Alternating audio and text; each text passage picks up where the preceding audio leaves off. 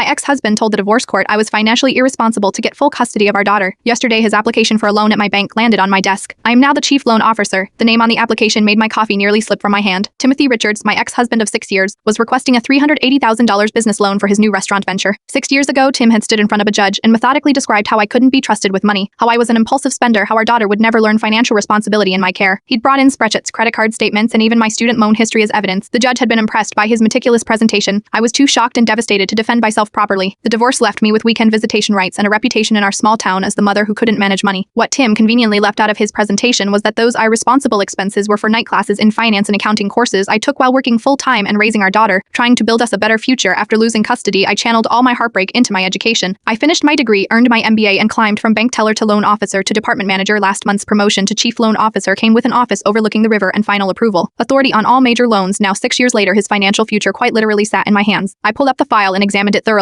The collateral was our old house, the one he got in the divorce. His credit score had plummeted in the past 2 years. According to the application, he'd already been rejected by 3 other banks. My assistant knocked and entered. The Richards application is flagged for rejection by the initial assessment team, she said, but he's requesting a personal meeting with whoever makes the final decision. Schedule him for tomorrow, 9 a.m., I replied calmly. That night, I called our daughter at college. How are your classes going? I asked. Great, Mom. Thanks for helping with tuition. Dad says he can't contribute right now because of his new restaurant. The next morning, Tim walked into my office with the same confident smile he'd worn in court. It faded instantly when he recognized me. You, he stammered. You are the loan officer, chief loan officer. I corrected him, gesturing to the chair across from me. Please have a seat. For 30 minutes, I asked detailed professional questions about his business plan. I pointed out the flaws in his cash flow projections. I questioned his collateral. I did exactly what my job required. I'll need 48 hours to make my decision, I told him as he left, visibly shaken. 2 days later, I called him personally. I've decided to approve your loan, I said, at a higher interest rate with additional collateral requirements and mandatory quarterly financial counseling sessions, which I'll conduct personally. He was silent for a moment. Why are you helping me? Because our daughter deserves to see that both her parents can succeed, I replied. And because the best revenge isn't denying you this loan, it's being the person who gets to approve it. Sometimes justice doesn't arrive when you expect it. Sometimes it takes 6 years and comes with an interest rate.